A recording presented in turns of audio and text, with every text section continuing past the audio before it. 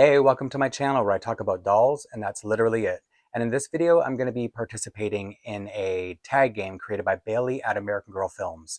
The topic is dolls and dating, which I thought was perfect for a Valentine's Day upload because I didn't have anything planned and Valentine's theme. So instead, I'm going to forego what I originally had planned for this weekend and do this one instead because it sounded like a fun little topic to do. It's just 6 questions, although one of them is almost like 2 questions, which in a way makes it seem like 7. I'm just going to go in order that she did it, and I will put timestamps in the description below so that you can just scan around and see what questions are more interesting in case you don't want to listen to them all, because they're not all totally doll themed. They're all dating or dolls themed. So let me get started with the first question. As luck would have it, we're starting off with what's probably going to be the longest answer of the 6 questions. So remember, as I said, timestamps are your friend.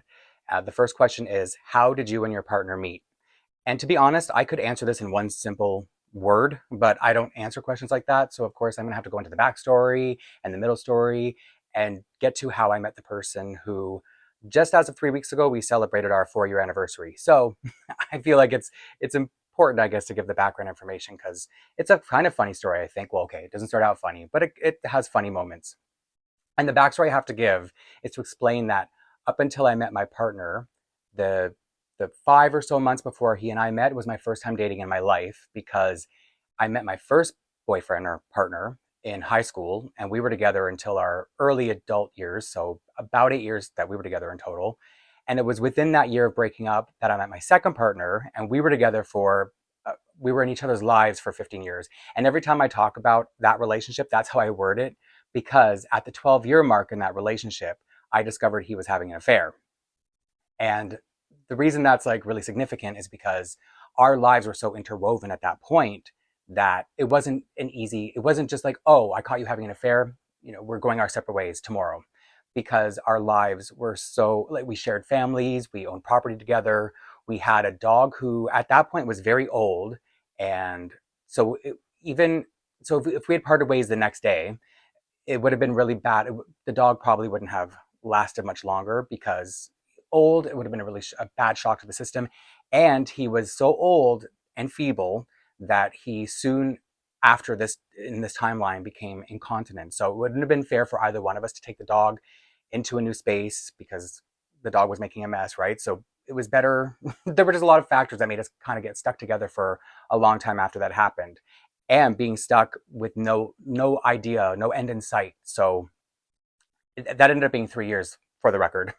And so when those 3 years finally came to pass, and that's a very streamlined version, there was obviously, those 3 years weren't easy because, as I said, I didn't know how it was going to end, like how long it was going to take. And it was sort of, those 3 years were under the guise of we were trying to make things work, even though I was like, I've been through this before. That's my first relationship ended with my first having an affair as well and moving on to be with someone else. So I was like, I've seen this before. I know how this is going to end. So it was almost like biding time and just pretending to get along, for the sake of however long we're going to be stuck with each other. But during that time, I could see that he had, it was no secret to me or to any of my one-on-one friends, not the friends we shared, that he had met someone else. And I was just like, oh, good. And so it's like, everything's going to work out. I just don't know when. So as, COVID came on, we were able to, because the dog passed, and then we were able to prepare the house for sale. And we had spent the last couple of years uncoupling. So at least now that the time was getting closer, all I could think about was my freedom, being in my own space, because, we had lived together for most of our relationship, and I had lived with, my previous partner. So at that point, the only thing I could think about was just getting into my own space and just enjoying being on my own. Because when I had discovered, just to get some ideas in your head about why I was so excited to be alone, was because when I first found out about the affair, my first step was, to kick him out. Because it was like, okay, you did this thing, you are in the doghouse, so you have to leave our home while I cope and discover what I want to do. And those 2 months on my own were so amazing. I was just like, I felt so peaceful. I mean, yeah, obviously what I had discovered was terrible, but I had the peace of knowing that I could just enjoy my own time to myself. And so as those 3 years went on, I was just looking more and more forward to being in my own space. And so also, because I had gone from high school relationship to this other long relationship, I had never dated before. And, back when I was single at like 16 years old. It's not like dating apps or online dating existed yet. So another thing I was looking forward to while being on my own space and being on my own was, just dating, getting to know different people and getting to know about different people's dating experiences. And it was just this, I couldn't wait for it to happen. And so when I got into my own space, okay, a little bit before that too, because here's the other thing. So my friends who knew that things were over and that, I was eventually going to be on my own, but we just didn't know when. They were all trying to say, well, you should probably try to meet someone. You're not getting any younger. And I was like, I'm not going to meet anybody now when I'm in this situation where I'm living with who, for the sake of being polite, we were still referring to each other as partners, even though it's pretty obvious we weren't, especially to the people who knew me one-on-one, and they were trying to convince me that I should start dating. But like, how would I do that? Because my take in that moment was, I'm never going to date somebody casually, even though I would like to think I could. And if I met anyone now and they knew how my living situation was, I felt like I couldn't respect somebody who would just trust. It's like people do things like that all the time and they're lying, saying, oh yeah, I'm going to leave him, I'm going to leave him. So that's why I just didn't want to put myself in an even messier situation, because it already felt kind of like, when is this going to end? So I just feel like adding any other factor, dating kind of factor, even though he was doing it, I just didn't want to do that for myself. So now I was in my own space. No, even like as I was saying, even a couple months before, once the house sold and, it was for sure that there was an end in sight now because we knew the closing date and all that kind of stuff. I was like, okay, now I'm free. Now I can, start downloading these dating apps or whatever and going out and meeting people. And the funny thing about dating for me was I almost felt like a reporter because I had never dated before. So I wasn't about to do all the normal dating things, if you know what I'm saying. I just wanted to get to know people, hear what their experiences had been like dating and, what it had been like for the last however many years that I'd been in relationships. And it was all very interesting because, as I said, it was coming at it almost from like a reporter standpoint where we would go for a walk and I would just ask them all these questions. And it sounds like, it probably sounds not very nice, but I also think that they had a good time. They enjoyed having someone to listen to them and be like amazed at everything they would talk about, like all their experiences and what kind I'm talking about, but also actual dating and getting to know people. And sometimes other people had really rough things happen to them too. So it was just, for me, the dating was just uh, having like a friend to walk around the city with one day, and then the next day I'd go walking around the city with another friend, and then at the end of the day, date and be like, okay, bye. And so it was just this new world that I was in, and so, but I think what was going on was, as I said, I was so into getting to my own space that I didn't want anything to be serious because I just wanted to get into my own apartment, which is where I am now, and I have been ever since, and just enjoy all the down alone time I could muster up. Anytime there was like a date that got a little more serious, where if we started dating like maybe for a week or two, whenever that happened, they got very serious very fast. And I was, I had baggage. Everybody has baggage, but mine was, I need to be on my own. And so anytime somebody got serious, like whether it was trying to leave something in my apartment or inviting me to leave something at theirs, I was like, do they really think that after I just got out of a 15-year thing, I'm going to be jumping right in with somebody? I just want to, take things very slowly, like very slowly, just almost be like a friend and get to know somebody, because having been with only one person for those 15 years, it wasn't going to be easy to just, take things to that next level with the next person. So that's why with the person I ended up meeting, it worked out so well.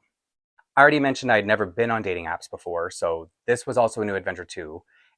Just seeing how the whole thing functioned, getting to learn algorithms and things like that, because this is something that I know a lot of people are very familiar with, but because it was new to me, if I talk about it in a talk to me like I'm 5-year-old kind of way, it's because that's how I was going into it. I had no idea what any dating apps were like how you fill out your profile, or what swiping left and right and all that stuff meant, like what exactly meant. I'd already heard in pop culture, like in shows, like, oh, you swiped left on him, and or whatever, right? So it was like, for me, it was like, oh, this is what they mean when they would say that. Or they double tapped, or whatever it was that you do to a profile you like or whatever. So that's how I was meeting everybody. So that's why I said it could have been a one-word answer when you said, how did you and your partner meet? But it's more than just how we got that, like how we met, is how I got there. And so so it was on Tinder, for the record, before I continue with the story. And was going through that one of those instances where I was dating somebody for a couple of weeks, and he was, he was saying, oh, you can leave your stuff here and let me leave a toothbrush here. And I was like, a toothbrush? What are you planning to spend the night? Meaning that's how wrapped up I was in just being in my own space and starting to feel like claustrophobic whenever they would get very serious or feel like that we were going into relationship territory so soon. Because like I said, I had spent 3 years of my life never knowing, like not knowing when I was going to get to be free again. So I had one of those instances where I just felt like got very attached very fast, even though it was very clear that I was only newly on my own. And even though it sounds so if somebody's looking for a long-term relationship and they're dating someone who would come out of one, it probably feels promising, like, oh, he's relationship material. But let's take our time to get there. Like there were times where, just to give some semblance of the claustrophobia I was feeling, because you swipe on somebody, and if you match with them on Tinder, then you can chat, and then you can go to video chat. And one person I had, this is a couple weeks before all this, or about a month before all this had happened, before we even met. So we were just doing like video chatting, getting to know each other. And I don't know if that's a normal behavior. I just know that I needed to go slowly before I could even like meet up with somebody in person. And I remember one of the guys was like, so what are we right now? And I was like, dude, we haven't even met. What is going on? So that's what I'm saying, where I was getting a lot of these like claustrophobic feelings when I was getting to know somebody. But for the most part, it really was about me just being like, oh, how many people have you dated? What was it like? And then me just being like, oh, wow, that's fascinating. I didn't know dating was like that. And I learned a lot. Secondhand information, luckily for me. So anyway, it was a situation where he wanted to leave a toothbrush here, and I was just like, oh, this is too much. I got to break it off. And so I, went back into the Tinder app, and the way I learned the algorithm worked in Tinder was you set up parameters. So if you criteria you want, like if somebody of a certain age range or a certain distance, and whatever else is involved. I don't remember. It was 4 years ago now. But as I was going through the people who were showing up in my feed, one of them I noticed, first of all, he was really cute, and then I noticed he was really far away, and he was younger than the age range that I had chosen. So regardless, he had a really cute smile, and that's what it was that caught me. Was you could see a lot in a lot of a person's character in their face and their smile. I think, the eyes are the wind of the soul and all that. So as I was going through his profile, each picture just got, when I say cuter and cuter, I just mean like there was just something so innocent or pure about him, is what I said when as we've known each other. He just seems like he's a very pure, like delicate person. I don't know if that's not even the right word, but so as I was going through his profile, I was like, oh wow. So what I had discovered, and I don't even think I explained this properly, is if somebody shows up, in my experience, if somebody shows up in your feed outside of your parameters, it's usually because they swiped on you. So you're going to match. So anytime somebody showed up in my algorithm, did I say that right?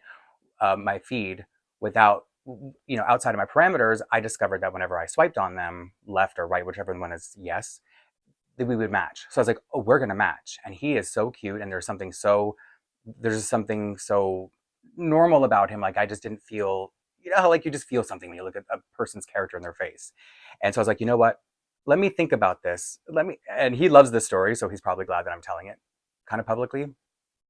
So I was like, let me not swipe right now, because I want to think about what I'm going to say in that introductory line. Because usually when you match with somebody, you just be like, hey, how's it going? Something so generic. But I was like, no, I want to say something with a bit more meaning. So let me just, I was about to eat dinner. So let me eat dinner, and then I'll match with him, because I know we're going to match, and then I'll send a message.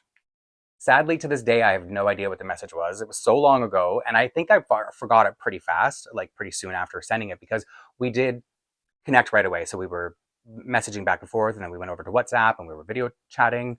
And for the first time, the first time I was going to go as a date to someone's place, but he lived really far away, because I don't know if I made that clear. That's how I knew we were going to match, because he was something like 90 aerial kilometers away, which means I knew it was probably gonna be like 110, which I think is about 50 miles for Americans trying to follow along.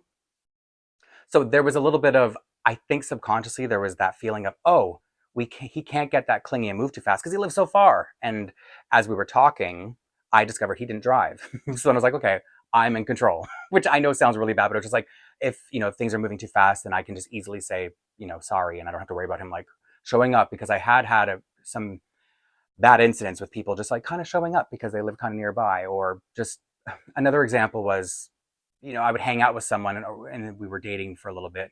And then when one time going to leave and go back home, and person, people are just like sad, have some loneliness and sadness, and you know, trying to leave and someone crying and saying don't go. Like I'm just saying a lot of like, like when you hold an animal down because you want to like cuddle it and it just like let me out. That's how I would sometimes feel. So this time I was just like, okay, this is very safe. He's far away, he doesn't drive, he seems really normal, he seems really sweet when we talk. So I made a plan to drive to his place, which as I said, about 110 kilometers, 50 miles maybe away. And it was just easy. All we did was we just watched TV, and then we had dinner, and then we watched some more TV. And I told him that, I was going to my sister's after because my sister lives nearby. So I was going to, I just told him like after, it was very sweet. It was just like feeling very comfortable. There wasn't the reporter aspect. I think I'd probably ask him all the questions on our video chat. So by the time we were hanging out, we were literally just watching TV, like as if we had known each other for a really long time. It just felt that comfy, and no pressure, no neediness, no clinginess at this point, as far as I could tell. So as I was about to leave, I said, "Oh, my sister will probably ask about you," and I said, "Oh, don't worry, I'll just say all good things." So, and then I did. I did talk to my sister, and she was like, "Oh," because my sister wanted to make other plans with me. It's not that I could just run back and tell my sister about every single date I go on, but she had wanted to make a plan. But I said, "Oh, I have a date in the afternoon, so I'll come see you after." So that's all it was. It was nothing me being a crazy, like, "Oh, I like this guy so much, let me tell my whole family about him." It was just a very casual, in passing kind of conversation. So a few days later, because we said we were going to, respond or have chats or whatever, I noticed that he wasn't responding to me. So I was just like, okay, no big deal. I mean, it was just one date or one time hanging out. So I just said, okay, I said, I'm not going to, because as I said, I had already had um, issues with people being a little forceful, and if I seemed like I was ghosting or not getting back, people sending like long, almost threatening messages, and just anyway. So I didn't want to be that person. So I just said no problem. It was nice getting to know you. And he said, yeah, the problem is I thought you were getting too serious too fast, which I was like, what? And that's actually a good thing. I think that in that moment, it was almost a relief. And the irony of it, it was like I was now being that person. And I didn't know why he felt that way, but I said, why would you think I'm moving too fast? I was like, he was like, yeah, you just seem like you, I'm like, yeah, I come from a relationship background, but I've actually had an issue with people I've been dating moving too fast. So if I felt like I was moving too fast, that's hilarious. And I was just like, I don't know. He was like, you just seem like you really wanted to be in a relationship. And I was like, I mean, I don't know. I don't know if I want to be in a relationship with you. I don't know you enough yet. Like I would have to get to know you before I would get to that part. He was like, oh, okay. And I was like, well, then why, what did I say to make you think that I wanted to be so serious so fast? He's like, well, when you said you were going to tell your sister about me. And I was like, I had to tell my sister about you because she invited me over and I said I was going on a date. It was not that serious. And he's like, oh, okay. He's like, you just gave me the impression that you were going to run back and tell her like all this stuff. Stuff is in like, oh, we really hit it off. And I was like, no, all she asked was, where you were from and things like that. And he was like, oh, okay. And I was like, so, okay. So this kind of worked out in both our favors because I very much did not want to have somebody moving fast. And he clearly felt the same way. And I think that interaction, because it came from him, I knew, like, because he was the one who initiated the "you're moving too fast" conversation, I was like, oh, somebody who's not going to move fast. And I know he's not just saying this as some, like, what would you say, tactic. So we just both agreed that we're going to move very slowly. And I said, yes, we have no choice. We live 100 kilometers apart. So we're only going to get to see each other on weekends or every other weekend. So that's good. And I got the comfort of having, coming home to my own space if I would go spend the weekend with him, or if he would come over here. It was the reason it worked out was because we had our space in between. And for the longest time, we even said, oh, we're not serious yet. We're not dating yet. We're just getting to know each other. And that went on for months. And I remember it was about 10 months in that we were still saying, oh yeah, we're just dating. It's not a relationship. We had agreed to be committed, to be exclusive, but in a non-committal way. So again, I think we were just tricking ourselves and each other into making this serious because neither one of us was in a headspace where we wanted to be serious, at least on a conscious level, maybe on a subconscious level. And I think that our subconsciouses are very powerful that way. And that's what really made it work, because it was about 10 months in when he brought up the conversation too, funnily enough, saying that his roommate had said something that worried him, something about, if he keeps saying to me that we're not serious, he's going to scare me away and I'm going to start trying to see other people and look for something more serious. And I was like, what? No, we've been saying we're not serious all along. See, the thing for him, for the record, if you're wondering why he was so, you heard about my trauma, my baggage, but his was just that he moved here, he moved to Canada, where I live. If you've never seen my videos, hopefully this isn't the first.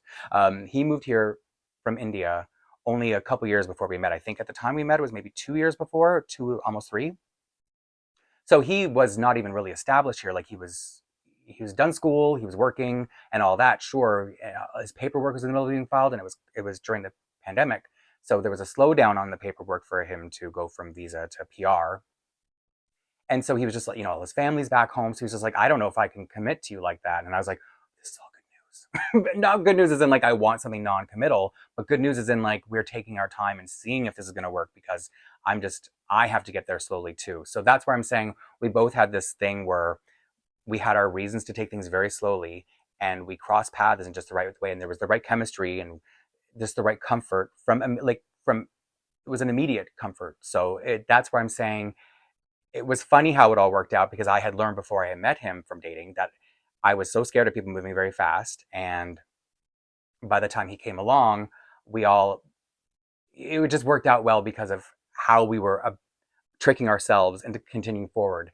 And I remember after that, so like I said, 10 months later, I was telling my friends that, oh yeah, we've decided we're in a relationship. And they were like, what? Blaine, you guys have been seeing each other for 10 months. We all thought you were in a relationship. Like maybe you didn't want to admit it, but it's been very obvious for for a while now that you guys are serious. And I was like, really? Oh, I thought we were just being like casual, like friends, getting to know each other. And they're like, no. They were already, he had already met my family and my friends. I didn't meet his because they still live in India, but it was just, so it's funny that the mental gymnastics we both played on ourselves to get to that level where we were going to be comfortable, because we both had our reasons not to want to be serious. And that's why I'm saying I had to tell the whole long story, because just saying, if I had just answered the question, Tinder, that would have been really boring. Not much of an answer. So question 2, or the sort of two-parter, is how did you tell your partner about your hobby, and does your partner support your love for dolls? I think I can kind of answer this in a generic way, not just with my actual partner, because while I was dating, talking about being on the dating apps before, whenever you would switch over to social media from Tinder or Hinge or Facebook dating, those are the three apps that I tried. I don't think it was important which ones, but those are the ones that I tried. And whenever you would switch over to social media, sometimes they would ask for your Instagram. And my Instagram, it's the same as my channel name, by the way, DisBlaine. It was just a channel. It was just an account dedicated to my Princess and the Frog collection, and it's not just a massive collection. It's a lot. There are a lot of posts, and I had a lot of followers on there. So oftentimes, when people would say, "Oh, do you have an Instagram?" I'd be like, "Mm-hmm, coming in now," and I'd be like, that was almost like a test for me. Like, are they going to be okay with it? And I would judge if I wanted to, even go any further, or even meeting them, hanging out, acting like a reporter, interviewing them, based on how they would react to seeing my doll collection. And the reactions ranged from "whose dolls are these?" to "wow, is that your collection? That's so cool." You know what I mean? Like there was actually a lot of positive feedback to it, I guess you could say. And anyone I ended up going on a date with, if they had seen my Instagram account, would have meant that they were okay with what they saw. So that's, I would say, how dating people would find out. I would usually send them my Instagram. But with my actual partner, I just kind of mentioned it casually, because I had already mentioned that I had dated a couple people who got pretty serious pretty fast. And so sometimes they had opinions, not really that negative. I think it was something that maybe was shocking or surprising at first, but they looked past it very fast. And I think has a lot to do with, I'm a relationship kind of guy. I'm a relationship material kind of guy. So I just think it wasn't a deal breaker for anyone in my experience. But with him, I told him about it, and I kind of said it in a very offhand kind of way, because he wasn't on Instagram at the time. We didn't do socials, what do you call it, trading socials. But I mentioned it during one of the times I was hanging at his place, because I'm the one who drove, so I always went to his place in the beginning. But then eventually he was going to have to come visit my place in Toronto, where I live. And so I think I was kind of just like saying it casually, as in like giving him a little bit of a heads up, but not enough that I couldn't see his visceral reaction to how he would handle it. Because at this point we knew we got along. We knew we had good chemistry. We were comfortable with each other from the beginning. So the first time he came over, and I didn't know this right away, but I'm actually looking at where he sat down. He seemed fine, but keeping it all inside. But what I didn't know until later was that he texted his best friend and was like, "Here's the address I'm at. If anything happens to me, if you don't hear from me again, something happened to me in this place." He would, because he had never seen anything like this before. Being from India, he wasn't used to. He had never heard of collecting really being a thing. People being into dolls. I think he'd played with some toys growing up, but it was nothing. It just wasn't the same upbringing over there that I would have had. We would have had over here. So it was a shock to him, but it again wasn't a deal breaker because we'd already known each other at that point. And I don't know how scared he was, or if he was just being funny. When he tells me the story, he doesn't laugh. He doesn't say it like, "Oh, isn't that funny that I said that? I'm so funny." It was like, "No, I was really kind of concerned." Like, all these dolls were staring at me, and I think one of the things he thought was that there were little souls. I'd put souls of people I dated in there or something. I think his mind really went to this horror movie kind of place, which is fine by me because I love horror movies, and I love horror movies about dolls especially. So I was like, cool. I wish I could have gone into a place and felt like that. But I obviously I understand how doll collecting can look to the outside, so it's not like I would ever be offended. I would leave grace for anybody to have to adjust to something that's new, anything that's new, let alone something as drastic as my dollhouse. And the other question in that part was, does he support my love for dolls? And I've answered this before too, but I think I support myself when it comes to my dolls, and I have social media accounts, so whether it's YouTube or Instagram. So I don't really need much support, so to speak. So I'm gonna say no. He's never bought me a doll because, when it's gift giving time, he would get me something a little bit more what he would consider useful, like something to cook with because I hate cooking, and he'll, try to encourage me to not eat out so much, if you know what I'm saying. So, and he wouldn't need to buy me dolls because as soon as something comes out that I want, I get it. So it's like, how could he really support it? And yeah, that that was the two questions that were question number two. Question three is, how much does your partner know about your collection? Can they name your dolls or the characters? Things like that. And it always surprises me how much he knows about my dolls because in my mind, I use YouTube or Instagram to get all my doll chat out. I feel like I don't actually bore him with my collection. I must though, because a good example was so these are Maplelea dolls, uh, which is the what we also call Canadian Girl. And so I remember one time recently I talked about getting and I said a Canadian Girl doll because I know he's very familiar with American Girl because I have a lot of them in here, and he can name the Indian characters. I would say, looking around, yeah, it's just the Indian characters he knows by name. And so when I said I got a Canadian Girl doll, he's like, "Oh, you mean Maple Lee?" And I was like, "How do you know that?" He's like, "You tell me you talk about your dolls all the time." I'm like, "To you?" And you retain it. So I guess he is a little bit of a sponge about my dolls because I swear I don't talk about them that much. I don't know how he retains so much of it. So I think it's a him thing that he has, but he has a bad memory too. So I'm like, even if I would say something in passing, I don't know that I would expect him to retain anything. He definitely knows Tiana. He's never, have I made him watch the movie? Maybe I did make him watch the movie. I've made him watch the Child's Play remake because I also love Chucky, the Chucky dolls. I have a collection. And so he knows, I think he does know certain things. Like he knows Chucky and Tiffany and Glenda. So yeah, I think he does know a little bit, but when it comes to the dolls, I mean, I have about 150 American Girl dolls, so he wouldn't know any character. Maybe he knows Claudie, but he doesn't. When he looks at them, he also can't tell them apart. He thinks that all the dolls have the same face, and they just have different eye and hair colors and outfits, and that's how we differentiate them. So yeah, I think that's about how much he knows about my dolls. Question four is, have you ever been discouraged from collecting in the past? And I know we're talking about dolls and dating, so obviously that's referring to a partner having ever discouraged me from collecting. I feel like no. I think the most I ever had of somebody resisting is when I would change collections sometimes. So the second relationship, the one I mentioned that I had before my current relationship, um, when I would switch, because I do change what I collect every so often, every 5 years or so is usually what the average is.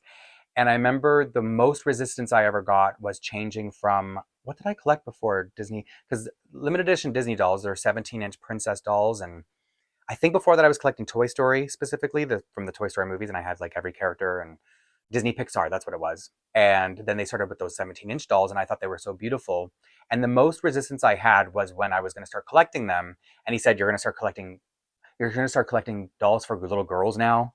Like he was so miffed about it that I was like, oh, am I just, maybe I should think about this. Like, because it's not to say that your partner should make you feel ashamed, but it is okay if your partner says, like, is this a good idea? You change a lot, and do you want to think about this? They're expensive dolls. And so I didn't even take it as, I wasn't embarrassed. I was more like, oh, is this is this like a rash decision? Because I don't even know what made me, nothing really bothered me about Toy Story. It wasn't like I had a reason to move on. And I felt like it was just an extension of Toy Story because it's still part of the Disney world. And I had always, most of my life, been into Disney in one form or another. Movies as a kid, I collected random paraphernalia when I was really young, like maybe 18, 19. And a lot of it tended to be junk because a lot of Disney stuff, they have so much stuff that you can, and I've shown this on here with my Tiana collection. I have a lot of great Tiana merchandise and a lot of like Tiana junk too. But if it's her face on it, I want it. So that's where I was saying like it wasn't a bad thing that he was questioning me and wanting to change, but just like, are you sure? These are for little girls. Are you really going to care about this? Is there going to be any value?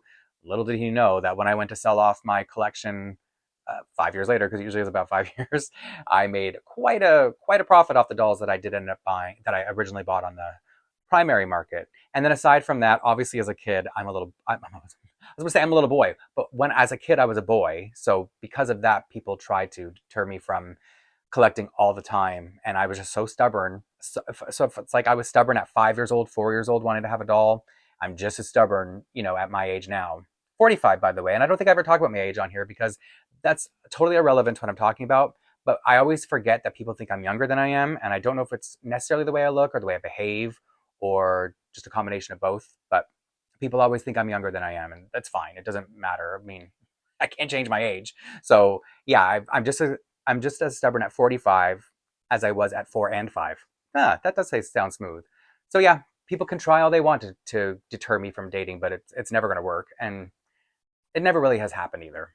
Question 5 is, did you worry about dating as a doll collector? And I'm looking off in space. I'm thinking about that because I want to answer this with really nuanced language, because I think I've already made it clear that I wasn't worried about dating as a doll collector, but I was also dating in the gay world as a doll collector.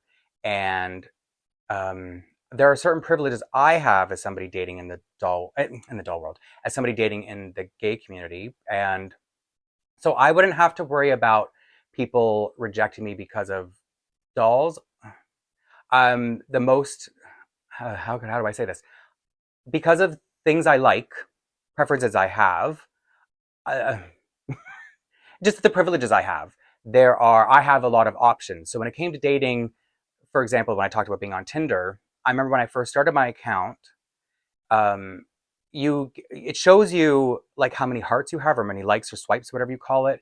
And within like 2 hours of opening up that app, because I'm, the privileges I mentioned, I had my max, because you can only see 99 hearts. So anything beyond that, I think you have to pay for the account to see how many likes or swipes, whatever you have. And so my account within like 2 hours had gone up to the maximum that I could see. So to start with, no, I didn't worry about dating because of my dolls. This sounds, and I know this sounds arrogant and conceited. I don't mean it that way. I just mean like it is good to realize what privileges you have, whatever they are in life, and not to, not take advantage of them being a jerk about it, but like, just realizing and recognizing it so that you can navigate life, being courteous and, I don't know, mindful, I guess you could say. So no, and to play off of what I said before, it was almost like a filtering system for me. And this is where I'm going to sound arrogant. So, if I had a lot of matches to get through and I'm looking for like think about it. And I said I was like an interview before, like a reporter. It was almost like an interview is like a job interview. So if you think about like recruiting, and I know this is a very terrible analogy, but thinking about like knocking off like resumes, like if you got a whole bunch of resumes, I hope this doesn't sound as bad in the end. And you're looking for the simplest things to knock somebody out because you have so many to go through. Okay, it's not getting any better. So what I'm saying is the doll thing was a good filter. And so if I matched with a whole bunch of people and I, saw anything there that I wasn't able to knock anybody off, let's say, before getting to them, meeting them up in person kind of thing, and we got to the doll conversation, if anybody was resistant or had some kind of aversion about it, then I'd be like, okay, I'll just, move on to the next person I'm talking to. Because that was the other thing too. I didn't want to date multiple people at a time. So I'm kind of focused on getting to know one person, and then if it made it to that point, meeting them, hanging out, seeing if there was chemistry beyond that. And then, I think the next step would have been, are they okay with my dolls? If they were ever going to come over to my apartment, would they run screaming, or would they try to follow me on Instagram? So that's where I feel like it was never, what was the question exactly? It was never a worry. I would never worry about something I love so much. If anything, I would hope that it's seen as a good thing that I'm so dedicated. You know what I mean? Like, I'm a dedicated person. So if anybody had any, and I'm not saying that they need to want to collect with me and be into it, but because my actual partner, he's not into it at all. I'm just saying he doesn't have a problem with it. He understands it's a big part of who I am. But if there was any kind of inclination as to, okay, good, then I don't need to go with the kind of rejection I felt at 6 years old in my 40s. So no, it was always, I love seeing things that make me different as a way to filter out people who don't deserve to get it. You know what I'm saying? And I think I'm about to talk about that a little bit more in the next question. Because the sixth question is, what advice would you give a new person, like somebody who's single or a new collector, I guess? So I'm assuming, well, the way Bailey answered it herself was, I more so if somebody is a doll collector and single, or if somebody is single and now becomes a doll collector. And the biggest advice I have to give to anybody single, whether you're a doll collector or not, if you're single and you're dating, the first thing you need to do is be really comfortable being on your own, being by yourself, accepting being single for as long as that may take. Because that's what I was going through when I talked in the beginning about being excited about being on my own. When I was planning to date, it was never to meet somebody and, take it to a very serious place. It was just getting to know people and just enjoying my own peace and my own calm and enjoying my own company. Because I think that's the most important thing. Because no matter if you're dating, if you're dating multiple people, if you're in a really long-term relationship, if you're in one relationship for your entire life, you always have to be comfortable in your own company, because you won't always be with someone. And, every relationship comes to an end for one reason or another. And I don't mean that as morbid as it sounds, but also as morbid as it sounds. So you always have to be happy in your own company. And if you're not happy in your own company, there's stuff you have to work on before you're really ready to be with someone else. Because it's okay to have baggage. I mean, I think I made mine pretty clear. It's just, you have to find, your baggage has to be compatible with someone else's baggage, really, because we all have our own experiences, and we all have to find compatible experiences, because we're all going to be developed. We're all going to be the people we are based on what we went through. And any trust issues we might have, like, for example, I have trust issues about being confined to a space that I'm sharing with someone. Should something go sour, and then it's like, because of what happened last time. Well, see, the first time it happened, my first relationship, we weren't living together at that moment. So I didn't go through that. I was like, oh, luckily we're not living together, and, you're having an affair and it's over, and, I can easily move on. But the second time it happened, our lives were so interwoven that I now have a little bit of an issue, baggage, where I want to have my own space, and I don't know for how long I need to have my own space. But luckily I met someone who feels the same way, not for the same reasons, but he likes being his own space, and in order to, this is now, it's bleeding into a different point and not the other point I wanted to make, but trust is also important. So I'm making it sound like I don't have any trust and that's why I don't want to live with someone. But the truth is, you have to have a lot more trust when you don't live with someone. But that's not to say just because you live with someone, there's trust. When I look at, my last situation, we lived together. We drove into work together. It's like the only time we were apart was at work. And that happened to be enough time for someone if they're not trustworthy. So just living with someone and being completely part of each other's lives, completely interwoven, as I keep saying. But even that isn't enough. Like, you think you can trust someone, but you can never really trust someone. I'm making it sound like don't trust anyone. But I'm saying you have to know that you can trust someone, and you have to be prepared. This is such a different point from being happy in your own company. And I'm making it sound like stay single, but that's not how I mean it at all. But I'm saying that, if anything, because I feel like being happy in your own company is an insurance policy, where if something goes south, because you really can't control what other people do, you never know nobody ever knows what anybody else is doing. It's like, and I say that to my partner, it's like, we live far apart. Even if we didn't, neither one of us would know what the other one's doing if we're not sitting there staring at each other. Like, you just don't know. So that's why it's like, if you can always be happy being single, not that you want to stay single, but if you can always know that you'll be happy should you ever become single again, just make sure you're always comfortable in your own space and and you're happy with the choices you make because, you know, as somebody who's the person who's been cheated on in both relationships, I'd rather be the receiving end of it than the one who committed it because I wouldn't want that on my permanent record. So even though, yeah, it sucks to be cheated on for sure, and but cheating is like this has nothing to do with the answer again, but it's fine. I'm just like just sharing all my wisdom here. Because when somebody, the way I see cheating is somebody's not happy, whether it's you're not happy being with one person or you're not happy being with that person. It's something that you, if you're in a committed relationship and you agree it's a one-on-one situation, then the then the person who is committing that is clearly not happy with that situation. And I, on the receiving end of the cheating, don't deserve to be in a relationship like that. So that's why I am okay with that having happened, for the record. But then I know that when I get into my own space, which took way too long that time, is going to be a beautiful thing. And that's why my first piece of advice is that. And then it went all over the place. But then my second big piece of advice is to sort of trust the process. You know, there is someone out there, if that's really what you want and you are following the kind of advice that is conducive to being in a relationship, meaning making good choices. And I'm not judging you if you based on your choice, but I'm saying making whatever those choices you believe are to be conducive to being in a relationship. And that could be, you know, dating a lot of people, finding out what you don't like in order to find out what you do like. It could be just only being with one person for long periods of time at a time, being single until you find the most perfect person. I'm saying whatever your answer is to that, whatever you think is the most relationship worthy version of yourself, that's what I'm saying. You have to do that and then trust the process of that everything's going to work out. And I want to give another personal story here, of course. So as I was saying in the first, answering the first question about what happened with my previous partner having an affair.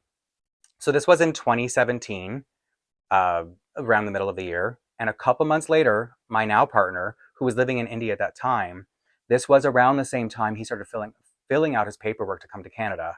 So it's like as I was going through this turmoil and this change that I didn't know how long it was going to take to get to the next day, to the next step, things were being put in motion, if you believe in that kind of like destiny and all that kind of stuff. I think it's cute to think about it that way. So as I was going through all this and friends saying, oh, well, you should start dating, I was like, no, I'm not ready. I'm going to wait till the timing is right. I don't want to do that now. I'm not in the right space. Because as I was over here in Canada going through all that, he was over in India starting his process to come over here. Not for that, but that's what ended up happening. So that's why I mean, like, you never know where your love could be. Like, there are 8 billion people in this world right now, you know what I'm saying? And I'm not saying you need to meet a certain fraction of them or percentage of them, but there is a chance that there is somebody out there for you, and it may take a while, and they could be, who knows, like I said, my current partner of the last 4 years was all the way in India when I was not ready to start dating yet. And then as when I was ready to start dating, it was just me getting to know people and getting to know different people's experiences and learning that I needed something with someone I could trust, but with the right amount of space. So what it's almost like what you're putting out in the universe is what you're going to get back. So my advice is always be the be the best version of yourself you want to be, because you're going to have to live with yourself, and then trust that things, whether the rewards, however you want to look at it, is going to come your way, because it's like that's what you're putting out there, and then that's what you're basically saying, this is what I deserve. And that's not, I don't mean that in a self derogatory way. I mean, another example is when that had happened, the affair in my last relationship. I remember people saying to me that um, this is going to sound like bad advice, and I think it was bad advice, but they were saying that I shouldn't put, because I was like, oh, if he cheated, it's over. You know, it proves he's not happy, and I can never look at him the same way. It's been tainted. Our relationship is forever tainted. And somebody saying, well, you have to learn to forgive because you can't put the same standards you put on yourself on someone else. And that's bad advice. What I'm saying is do the opposite. So if you, whatever standards you put on yourself, you should put on the other person too, and vice versa. So you just have to be on the same page when you meet someone, because if you're looking, chances are you are going to meet someone because that's what you want. And I think anybody who wants love deserves it, and they will find it. It's just about making sure you're making making sure you're the best version of yourself for that reward, if that's what you consider a reward. And I think I gave a lot of information here for Valentine's Day, which I hope this all sounded positive, because I'm a very, when I say romantic person, I'm someone who does believe in love, whether it's love of a movie, love of music, love of dolls, love of another person, your family, your best friends. And I do think love is what guides us, and we really should focus on that more than I'm the kind of person, I should be clear, I'm the kind of person who would rather focus on the things I love because I learned at a young age that joy makes me happier. But there are people out there who aren't like that. So it's a little bit off topic here again. So it's like you have another thing is recognizing, to talk about people when you're dating, that you recognize that joy means the same thing to you. Because some people are what I call hate fans in the K-pop world. I'm not a big K-popper, but I know they have this thing called hate fans. So there are people out there who misery is what makes them happy, if that makes sense. And if two miserable people find each other and they are happy, that's beautiful. But if you're someone who's not, then just look for someone who's on the same page as you, okay? Like I said, what you're putting out there is what you're going to get back. Did I finish that story? Yeah, I'm just saying that people telling me don't put the same standard on my partner as I put on myself. Weird advice. Always put the high standards on both of you. So I hope that this felt like a nice video in time for Valentine's Day. Because I didn't have anything planned. I didn't even end up dressing my dolls for Valentine's Day because at the time I'm recording this is not quite Valentine's Day yet, and I just wasn't ready. It's been a busy time, let's say. And so when I kind of made fun of Bailey for not tagging anyone in her video, but then as I was sitting down to think about my answers to the questions, I was like, you know what? I'm not going to tag anyone either because they're so personal. And she got pretty personal. Again, I'm going to put her channel down in the description below. She answered pretty personally, and I answered, I think, probably even more personally because I'm always just like that. So I don't think it's nice to tag people in this specifically in case you're not comfortable answering these kinds of questions. So even though I made fun of Bailey for not tagging anyone in her own tag game, I'm going to do the same. I'm not going to tag anyone. But feel free, if you're inspired by any of this, to upload some kind of video or even just, I don't know, answer the questions because I know a lot of the people I talk with on here, a lot of you I talk to, don't have channels, at least yet. We can at least talk about these things in the comments, right? So yeah, answer any of those questions you feel free, you feel the need to, I guess I could say. And this is going to be my weekend upload, just for the record. It's on a Friday because it's Valentine's Day, and so this is all I got for a few more days. But I will see you soon. Thanks for hanging out with me, because I will see you soon in the next one.